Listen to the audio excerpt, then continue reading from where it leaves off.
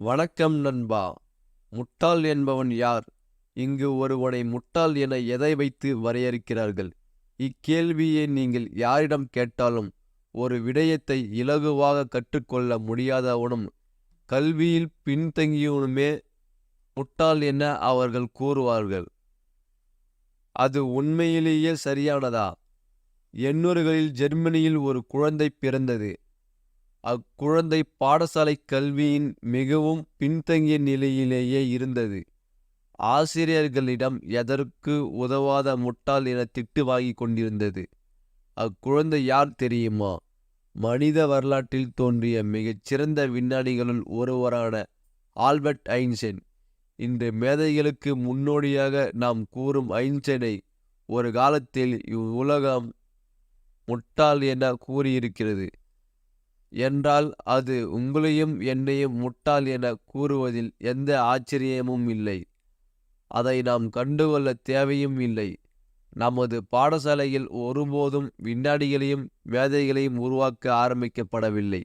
அவை ஆரம்பிக்கப்பட்ட நோக்கம் தொழிற்சாலையில் வேலை செய்யும் ஊழியர்களை உருவாக்கத்தான். அது ஆரம்பித்த காலத்தில் இருந்து இன்று வரை அந்த நோக்கம் மாறாமலேயே இருக்கிறது. இன்றும் யாரோ ஒரு முதலாளியின் வேலை செய்யவே நமது கல்வி முறை நமக்கு பயிற்சி அளிக்கிறது. அதுதான் வெற்றிக்கான ஒரே வழி என நமக்கு கூறுகிறது. எந்த மனிதனிடம் அந்த தொழிலாளியின் மனநிலை இல்லையோ, அவனது மூளையின் கட்டமைப்பையும் தாண்டி சிந்திக்கிறதோ, அம்மனிதனை இக்கட்டமைப்பு முடிந்தவரை மட்டம் தட்டுகிறது. அவனை முட்டாள் என கூறி ஒதுக்கி வைக்கிறது. இருந்தாலும் அப்படி ஒதுக்கி வைக்கப்பட்ட பல முட்டாள்கள் தான் இவ்வுலகில் பெரிய அளவில் சாதித்திருக்கிறார்கள். நண்பா, உன்னை ஒருவன் முட்டாள் என கூறுவதால் நீ முட்டாள் ஆகிவிட மாட்டாய். உண்மையிலேயே உன்னை ஒரு முட்டாள் ஆக வைத்திருப்பது எது தெரியுமா? உனது சோம்பேறித்தனம். தனது பாடசாலை காலம் முழுவதும் முட்டாளாக இருந்த ஐன்ஸ்டைனிடம் அவரது உறவினர் ஒருவர் ஒரு கணித புத்தகத்தை கொடுத்தார்.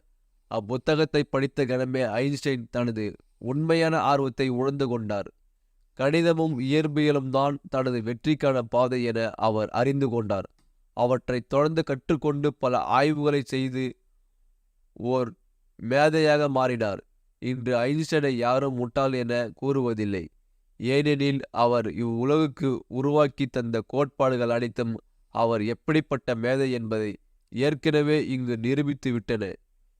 இதே போலதான் ஸ்டீவ் ஜாப்ஸும் ஆப்பிள் என்ற நிறுவனத்தை உருவாக்குவதற்கு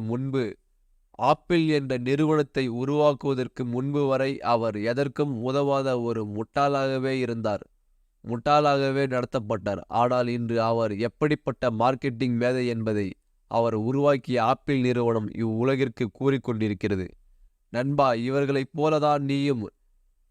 நீ இன்று ஒரு முட்டாளாக எதற்கும் உதவாதவனாக இவ்வுலகில் நடத்தப்படலாம்.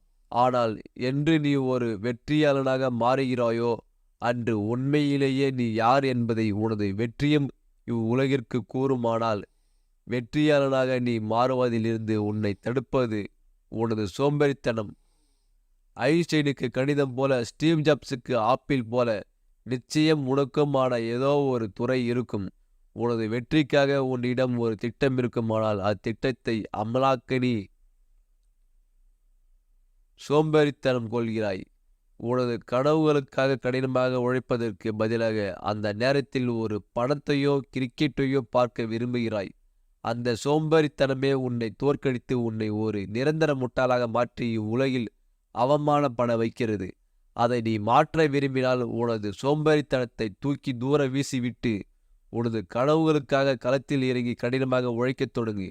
அதுதான் பிறகு நீ யார் என்பதை வெற்றியை உலகுக்கு கூறும்.